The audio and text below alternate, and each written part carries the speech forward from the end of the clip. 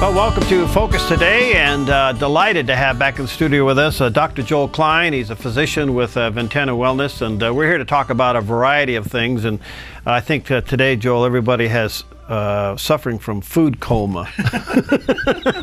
No, but it's the tryptophan and the turkey, you see, is what they want to blame it on. Is that what it is? Yeah. I think they're all just got food hangover. Hey, a couple things before we get into flu and cold and everything. Your thoughts on flu shots? Oh boy! I don't know if you no, come just be yourself, because it's an inside thing. I think they're overdone to some degree, but they work. I think that giving them to everybody is. I come from when they used to say, well, it used to be people who who really were at risk of becoming quite ill with the flu, with medical problems where it could really do them in. I think giving them to kids, the benefit for giving them to kids is, yes, they miss less school. Okay. That is the only benefit that has been found to giving them when Therefore, the kids don't want them. Well, that's what. So if it's worth it for you to do that, I think that as we can talk about, my feeling is that people take care of their immune systems, which are a little bit late now because it's the stress and diet part of things. Yeah. It's how we live. A lot of times that creates a problem. Certainly, if you're exposed to a lot of people or again have other medical problems, I think they're worthwhile, but I've also seen some small scale studies where certain nutritional supplements have worked as well as a flu shot. All right, good setup, good segue to my next one. There's been several articles lately in the news that vitamins are just a bunch of bunk.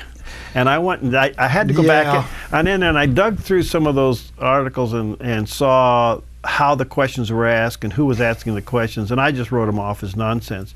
But they continue to show up once in a while that vitamins really don't do anything. The research shows that they're a bunch of waste of time. Your thoughts? The problem is when they're being used indiscriminately, or people just picking stuff off the shelf or taking this, taking that. Or again, when they do these studies, they do larger scale, and there are people who are going to benefit and people who are not. They're not a panacea. At the same time, for people that they can work there, but there are a lot of things that are dangerous. And they're right, and that's the problem, is we hear a lot about those. I just saw the article about kids in Texas having liver failure from the green tea extract. Okay. Yep, you abuse anything. You abuse ephedra, and a number of people die. Yeah. Like the pitcher from my hometown baseball team. When these things are not used properly. But there is benefit, but the problem is when you study large-scale populations, when you're trying to do control versus the target population, or you're doing a controlled study, it may not work any better than placebo, because they're not selecting out. There are selected populations that it will work for, but they get lumped into the whole. So it's not like, oh, everybody should and everything's going to work. That's the problem. There's a lot of mythology. Oh, you just do this and you're fine, and you take a lot of this. There actually needs to be some thought behind it. So I know that's just a vague answer, but I think in specific instances there are clearly benefits. The articles were insinuating that all vitamins were a waste of time, and I know I have talked to people in the past that believe that, but I have to tell you that I have personally benefited from taking vitamin C. I'm a strong believer in C. Right. I know that you guys are strong believers in adding D. Right. And although, be honest with you, the studies on that are kind of like, well, is it really making a difference? And it depends on how you structure the study. And I'm not good enough at reading some of these. I think that sometimes when I've read things, they've literally set up the study, I think, consciously or subconsciously, to make sure they don't get they get the effect, or they study it in the right way, or they design it. But that's the problem. Not everybody is going to benefit from these things. And any statement that begins with always or never is more than likely a lie. That's a good way of putting it. Yeah. Because they really hammered it hard, and I thought, because they are being overused by people, and they are not being used intelligently. Right. And so they cast a broad brush over everything, when we do know, and we can talk ad nauseum about things of certain things that have been shown to help in various instances. But part of your own practice, and I know there at Ventana, is that there's that healthy blend of even using some supplements in people's treatments. Well, we find that, and it is somewhat where if we're not as much of a scientific study, certainly stress depletes, B vitamins zinc and magnesium. And I find a lot of people were selected use of the vitamins because they're showing signs. I see signs. I can look at if somebody's tongue has a lot of fissures in it. A lot of times that can be B vitamin deficiency, and I'll look at, and they feel better when they take more B, so they may be depleted. Magnesium is huge. I see all kinds of people where I'm helping their insomnia, palpitations, anxiety, these types of things by giving them magnesium. Doesn't mean it's going to work for everybody, but there's a huge number of those people who are magnesium deficient. Same thing with zinc. Now, zinc won't help everybody with a cold, but at the same time, there are a lot of people who are zinc deficient. And so at the same time, so you give them some zinc and they actually do better. The immune system works better. Mucous membrane immunity works better. So that's the thing. You're trying to cast a broad stroke, and you're not selecting out people because they're not testing people in a way to say, oh, which people can we find out are the ones who are going to benefit. They're not motivated because that would cost more money. And these studies are not being conducted by people who have a lot of money.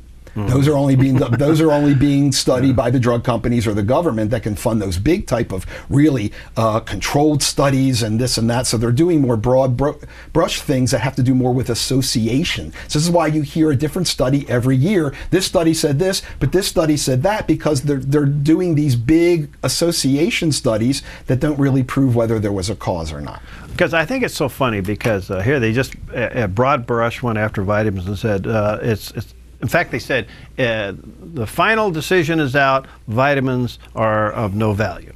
That was kind of one of the articles. I don't look at that. But then they'll turn around and you'll see an advertisement for a drug, and the disclaimer for this drug. Well, the FDA makes them say that, which is good, right? It all depends. If you look at it, glass is half empty and glass is half full, and the people in the science, in the medicine, I think typically have one view of the thing, and they say, oh, it's no good.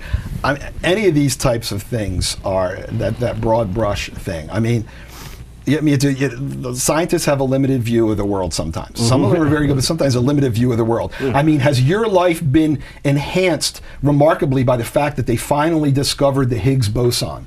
The God particle. Oh yeah, this was the particle that supposedly imparts mass to everything, and they could prove it in equations that it existed. Yeah. But they never could find it, so they built this, $4 billion accelerator in Europe and all that, and say, we found it. And they're all, well, what difference has that really made to the quality of anybody's life? Not that it's not worthwhile, but again, they tend to have a skewed view in a population. And for them to say they're no good is coming from people who have their own internal bias, I think. All right, let's get into it. Dr. Joel Klein's with us again. Joel is a physician with Ventana Wellness. And I'll talk to the guys in the control room. Maybe we can take some calls here. Oh, really? Are we back? Well, we could. Okay. I'll open up the phone line as soon as the control room tells me I can do that. In the meantime, let's get into a cold and flu. Some will say, well, you can have both. Sure. What we typically call cold is the viral upper respiratory, that is the runny nose, sore throat, that can be sometimes even more congested. It doesn't typically come with a fever. And the thing is, there are 400 different strains of rhinoviruses or whatever that they figure out that supposedly cause colds.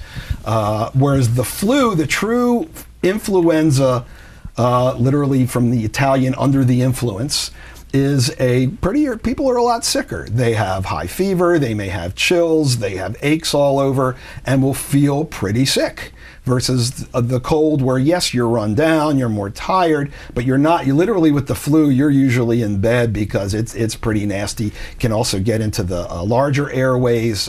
People will have loose cough, even productive cough. Typically, if what they bring up is going to be clear, if it starts becoming consistently yellow, or people are having drainage from the nose, it's consistently, not just in the morning, that's consistently yellow, that is, and it's obviously not getting better, and they're feeling more feverish. Those are the things where it's getting more into maybe a secondary bacterial infection that antibiotics can sometimes help. Okay.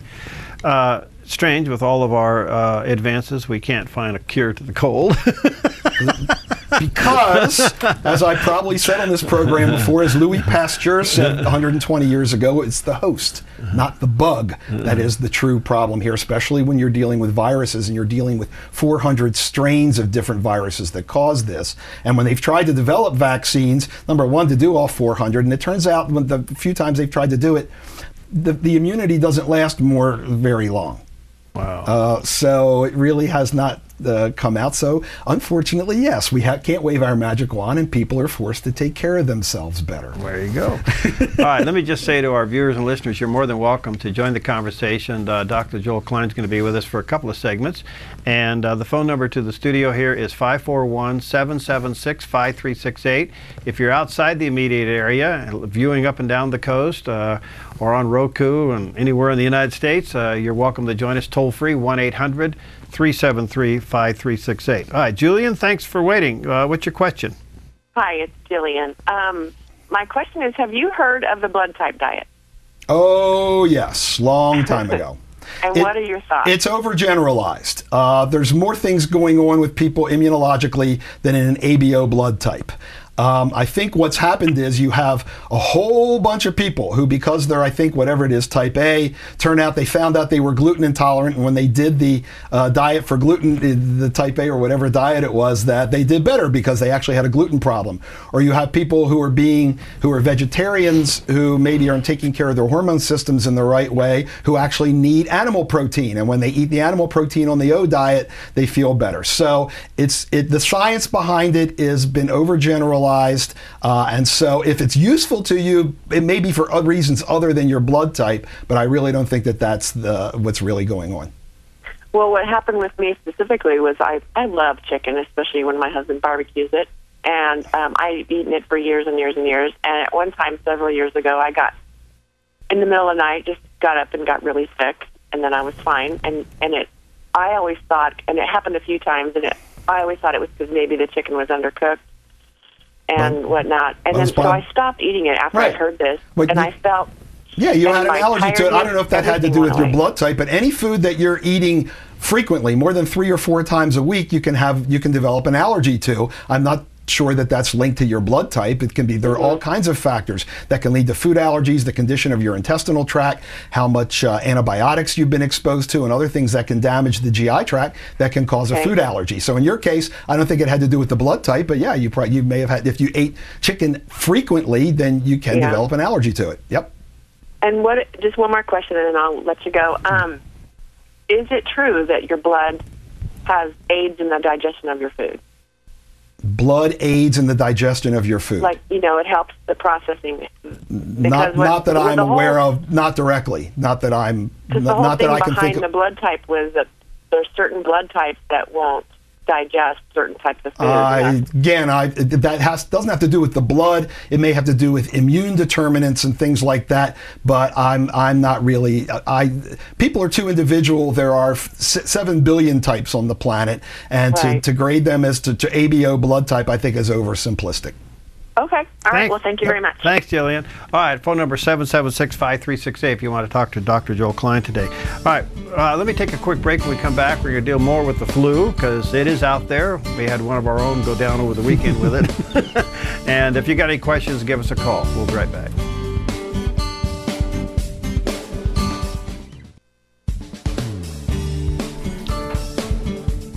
Okay, we're back with Dr. Joel Klein, and he's a physician with Ventana Wellness. And if you want to join the conversation today, we're talking about cold and flu, but if you want to slip something else in there like the blood type diet, boy, those books sold like crazy. Sure, people are looking for answers. Yeah, because they're frequently not getting them from conventional medicine to deal with all the functional problems that people are suffering from that sometimes, a lot of times, don't rise to the level of disease, or that the treatments, again, people are learning that there are other ways to do things, so they're hungry for other solutions other than the typical things that conventional medicine is offering as the only answer. All right. 776-5368 is the local number, toll free outside the immediate area at 1-800-373-5368. All right. The flu season's upon us, and is there varieties of flu? Yes, but in terms of the virus that's caused it, there's A and B viruses and all that, but typically influenza is clinically influenza. Now, it can get, again, when people develop complications, so people with weaker immune systems can then develop a pneumonia from it because their immune system's weaker, or they get more of a bacterial bronchial infection. But typically, true influenza is the flu. Now, the problem is we use the word flu more generically, so we'll talk about a stomach flu.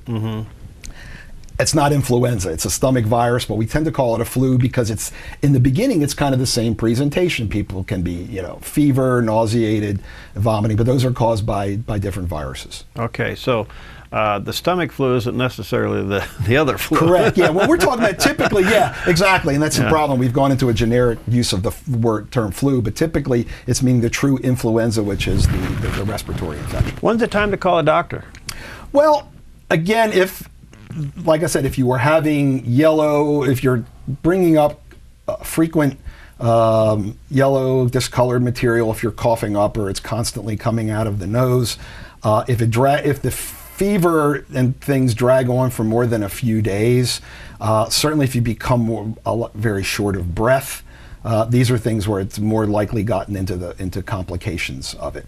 But the problem in the beginning, can be scary. People can't tell the difference, but those are the typical things that I would look for if I was thinking somebody was having something other than just an influenza infection. I think I got it last year, and I went down hard for 3 days. I mean, I couldn't even lift a finger. Right. Yeah.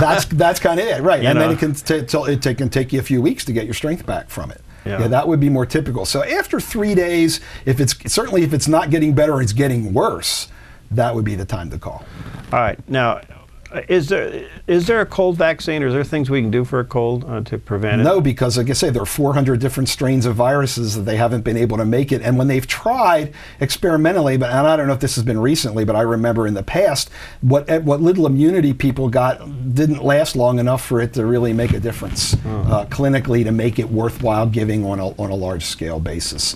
And I think that, again, there are potential problems with giving people all of these proteins, what we call antigens, that can cause allergy. And there's some evidence, there's some people believe that all the vaccines that are being given may be one contributing factor to the increased amount of inflammatory and autoimmune illness that we see. Really? So, again, it's not etched in stone, it's not, but there are reasons to believe that based on physiology and scientific basis. So it may not be the best thing to inject ourselves with every single antigen out there.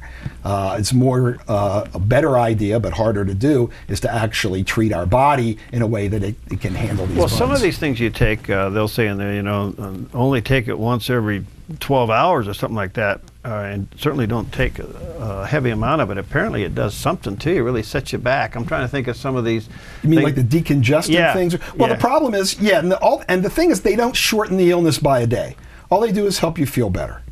That's all they do. Well, they make you breathe. They help you feel better. The congestion. Yeah. The decongestants in particular are stimulants. They can excite people with heart problems. It can cause palpitations. Men with prostate problems can have a big problem if they take a decongestant, because it can actually close things up worse. And every once in a while, you have somebody who goes into the retention to the point where they have to go into the emergency room and get a catheter. Yeah. So, and I'm not, but I would rather put the decongestant where it's necessary, right in your nose, rather than take it by mouth to do that. And the antihistamines are sedating. I mean, yes, they help some, but that nobody should expect any great relief from it. They'll help a little bit. And people said, well, should I?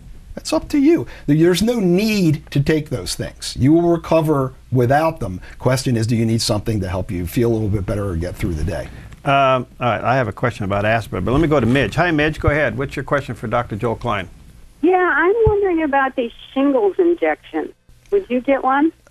I would take care of my body. So I have patients that I've recommended it to. Again, the shingles is a viral infection. Once you've had chickenpox, the virus sets up shop in your body. So people who are not taking care of their immune systems through diet, through stress, they have multiple medical problems like diabetes and the like, they should probably get the vaccine. Otherwise, very healthy people who have a good diet, who are taking care of themselves, may not necessarily need to get it. The shingles can be bad, but what I've found is that the people who have the bad complications of it tend to be sicker people. And my healthy patients who get it, they actually do okay. There's an antiviral drug we use, and they don't seem to get the complications. But the complications can be very bad, and that's what everybody's trying to focus on the small percentage of people who get chronic nerve pain after. So in order to prevent that small percentage, they're asking everybody to take the vaccine. So I depend on an individual basis. I have not gotten one, but I'm not old enough yet either. Well, with fibromyalgia and arthritis, do you recommend it? Depends. Yeah, fibromyalgia has to do with other issues. Arthritis, so with those things, you probably do have immune issues going on, and you may have food allergies that are suppressing your immune system. So in that case, you might be the kind of person who should. Yeah. Okay. Thanks, Thank you man. very much. God bless you. You too. I have to tell you, I got it. Shingles. Yeah. I thought I died and went in the wrong direction. Okay, yeah. I mean, it can be bad. Yeah. I mean, it just took me down. And it came on so fast, and I was away. I was out of town when it happened, and so I go to the ER, and whoa, man! I guess there's a point where you can treat it early. If you start on an antiviral medicine, the typical one either is Zovirax or Valtrex, within the first 48 hours, it can really make a difference. Can it come back? Sure. Okay. Because the virus is always in your body. So the question is, when does it come out? And again, my feeling is it comes out during times of stress. And quite frankly, my personal experience, and we've talked about this, inflammatory, burning types of problems sometimes have to do with anger issues. Okay. So I'm fine. Just take that with a grain of salt. Okay. We'll come back to that. Let me go to Elizabeth. Hi, Elizabeth. Hi. I have a heart question about an enlarged heart. Yeah, go ahead. What I have is called a hypertrophic cardiomyopathy. Right. And I've heard something from this fellow who wrote a book called Dead Doctors Don't Lie, that everything is based on nutrition and minerals and everything. Can my condition be reversed in any way, or can I do anything? Not that I know of specifically. I mean, again, anybody who says everything, always, or never is not telling the truth. A lot of things are nutritionally based. I'm not specifically aware of things with the cardiomyopathy. I am aware of nutritional things that can certainly help it to the point where people become less symptomatic and function better. But in terms of curing it or getting rid of it, that I'm not aware of. Okay. So, as first aid, what should I do besides take beta blockers? I wouldn't want to give you medical advice without really looking at your chart and looking at your records and really going over the whole. Okay. issue. Thanks, Elizabeth. Okay, thank you. Thank you. And by the way, folks, let me just say that, I goofed. I lost one of our callers. Forgive me. Joel can't give specific advice, so he's in generalities and then make an appointment for all of that. Right, okay. Right, because it is individual. We need to look at each individual person's history. Okay, I apologize to the one who I accidentally dropped off. Call back, we'll get you on. Joel's with us, Klein. He's a physician with Ventana Wellness, and 776-5368 is the local number, 541-776-5368, or toll free 1-800-373-5368. How contagious is the flu?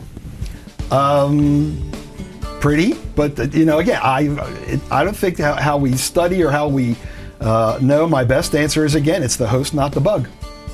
I tell people if it had to do with what bug was going around, I would be sick 365 days a year. Yeah. I get sick when I'm run down and stressed out. So, but at the same time, we need to respect people. First of all, people with the flu don't want to go anywhere anyway. Yeah. But it's the typical, don't cough, don't sneeze on people, wash your hands, all the usual good advice that we give people. All right, we'll be right back. If you got any questions, give us a call, 776-5368.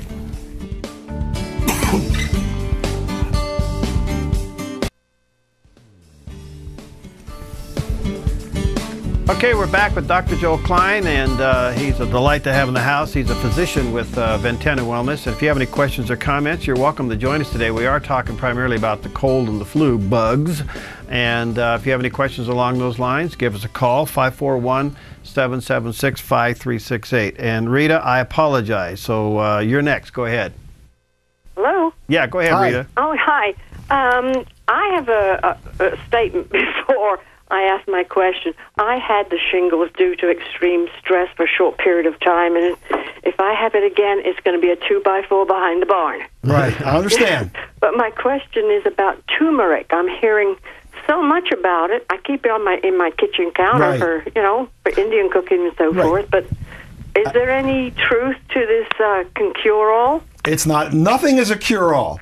Again, everybody wants what they think of the magical thing, but turmeric has amazing both liver supportive and anti-inflammatory capacity. That's why the Ayurvedic Indian doctors in India will say, they're eating turmeric with every meal. People, they're not used to seeing people as toxic as Americans, even by the time they're in their teens. So Indian cooking, obviously using a lot of it. They're doing more studies of it in India because obviously they're interested about this. And absolutely, it is very helpful. Is it a cure? Nothing is a cure-all. And again, as my Ayurvedic physician friend Dr. Mishra would tell people, if you're unhappy, the most healthy diet will still get turned into toxins. Nevertheless, it's very good and very helpful for a lot of people. Ah, good. Okay, because I'm hearing so much about it right now, and I didn't know whether it was the Cure of the Month Club. It's very helpful, but again, everything at Cure of the Month plug are people who are trying to make a dash money out of it for a year and a half before it then falls off the radar screen and something else comes on. But all these things are helpful, especially if used synergistically. Oh, well, thank you very much. Okay, sure. Thank you. Happy New Year. You too. All right. Hi, Jennifer. What's going on with the kidney stones? Uh-oh. Well, my husband had a kidney stone a week ago. Went into the ER. They said he had one in one kidney. He had one at the opening of the bladder. Obviously, that was the attack he had. Right. It's been a week now. He has not passed the stone, and I'm wondering how long typically could that take to pass the stone? And secondly, the other one that's in the kidney, will that tend to pass right away, or could that be in there long periods of time? This would be specific medical advice that I really can't give you because it depends on the stones, depends where in the kidney it is. Okay. Urologist really. I've had two of them, and they are crystallized anger. At least they were in my case. But you need to be working with a physician because I don't have enough information to. Okay, to tell I just thought maybe it was general. And what about? The doctor actually said drink lemon juice every day. What do you know about that? Yes, helping to acidify the urine can dissolve some of the stones. That can help with that. Mostly what they found is drinking a lot of water to keep the stones from forming in the first place, to keep the urine dilute so the crystals don't form is the most important thing. It also depends on the kind of stone that it is. There are different types of stones. Acidic or calcium? Well, it's calcium oxalate, there's uric acid, there's hydroxyapatite. So, the different stones would determine different treatment. So they actually need to analyze the stone after he passes it. Usually, at least they used to do this, have people strain their urine, literally urinate through a strainer and catch the stone when it finally did come out so they could do a chemical analysis on it. Right, and that's what they said, but it's been a week and we're thinking, well, then you need to talk to the happening? doctor because, you're right, Okay. that's been a while. Okay, great. All right, thank you. Bye-bye. You've had two? You've had two? I've had two, oh yeah. I can tell you that. And the one happened right after, the morning after I told my staff half-jokingly that I was going to call in sick the next day. Really? Yeah, I was trying to practice with 2 thumbs in splints. And it's a long story of that dark period in my life. At 5:30 in the morning, yes, asking ye shall receive. And said, okay, and then, yep. Well, I got my kidney stone stories too. I'll hold those for another day. All right. Can allergies pop up as a result of cold or flu? Not as a result of. Okay. So the problem is sometimes discerning one from another, especially when people get congestion or get some problems during that time of year, and that takes a little bit of work. But they don't necessarily cause each other, no. Okay.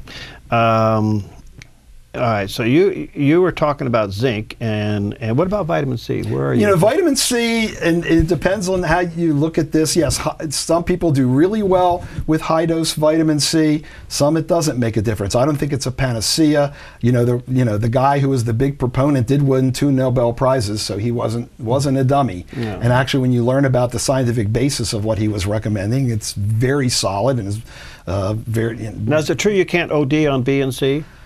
No, it's not true. You can. The problem with C is, if you take too much, it'll give you diarrhea. They did do a study. The problem is people with pre-existing kidney disease can make their kidneys worse with high dose C. So that is a problem.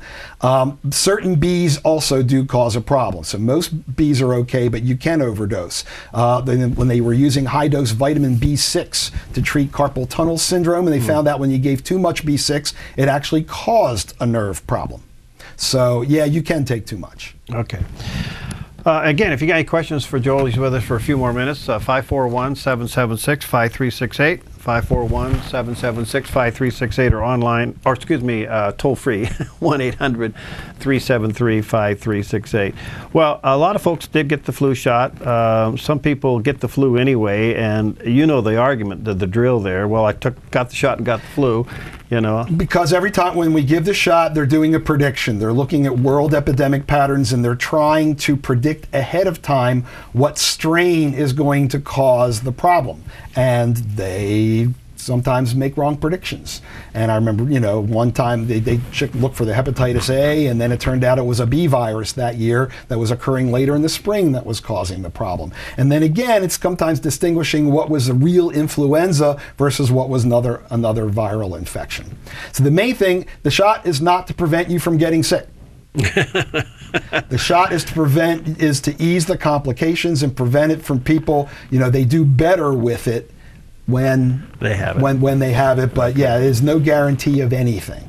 All right, I'm hearing something else in all of your answers here. One is stress, and the other one is emotional health. Well, both the same, right? Okay. Sure. And you got any comments on that? Absolutely. That's like I said, that's really the root cause of everything, obviously. And what I could call our psycho-spiritual health really determines the health of our body in many respects. So that our immune system doesn't work as well, our hormone system, and there is a very intimate connection between our nervous system, our hormone system, and our immune system that's all going into this and affecting all of their functions. Increased stress decreases function of the gastrointestinal tract because blood's being shunted away from the GI tract because your body thinks you're in danger. We don't have time to digest food and eliminate. So as you'll hear me say every time I'm on this show, ultimately that is one of the major contributors, and in many people it is the contributor. Yeah. All right, let's take a few more calls quickly. Hi, Bob. What's your question? Bob? You there? Hello, Bob. Didn't get Bob. All right, let's go to Marge. Margie, are you there? Yes, ma'am. Okay, you got another kidney stone question? I do. Okay. Okay. Okay. Go ahead. Am I on? Yes. Am I on? Yeah. Okay, I just want to know if an aspirin does help kidney stones. No. Not that I'm aware of. I've never heard of a way that an asprin could help kidney stones. Okay, and if you have a kidney stone, I will tell you that taking an aspirin is like spitting in the ocean. It's not going to touch it. Okay. Yeah, they're very painful. Well, okay, that was my main question. Okay, thank you. What about aspirin?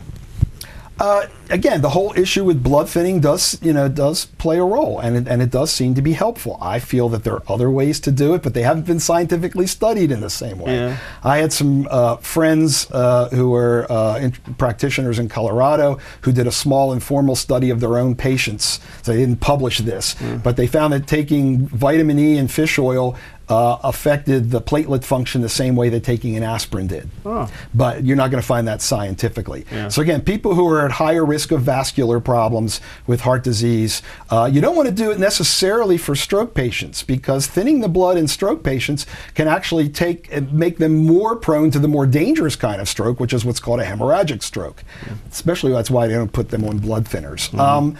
There is data that it's helpful. But the older you are, the more likely you are to have stomach problems from it. So we have to couch that. All right. See if we can squeeze in one more. Hi, Lori. What's your question?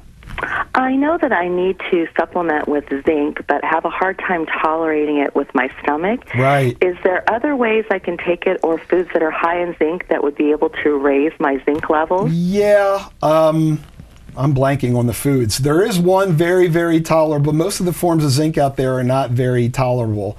There is an outfit called Albion Laboratories, Albion, and actually a number of online nutritional sellers. If you find Albion chelated zinc, which means this zinc has been bound to amino acids, it tends to be very absorbable and much easier on the stomach. The magnesium that I usually recommend is the same way. That their products, they don't sell supplements, but they sell their chelates to people who make supplements. But you need to look for the word Albion chelates, and that's usually better absorbed. Great, thank you. Okay. Why is zinc so hard? It's just the chemical forms of zinc that are used are a little rougher on the stomach. We're not used to getting that way.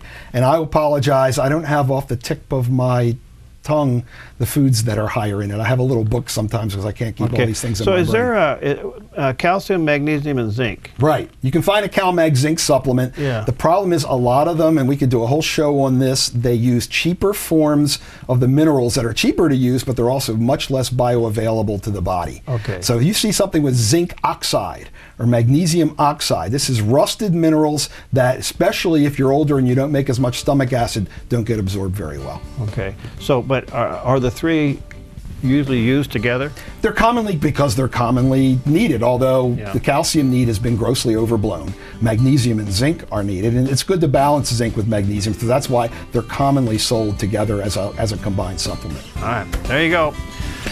Dr. Joel Klein, Ventana Wellness, and you can go to ventanawellness.com and take a look at their website. He's one of the physicians there and does a good job. If you need a good doc, there's one right there. Thanks for coming in, Joel. Good to see you, buddy. Thanks, Gary. Always a pleasure. All right, we'll be right back.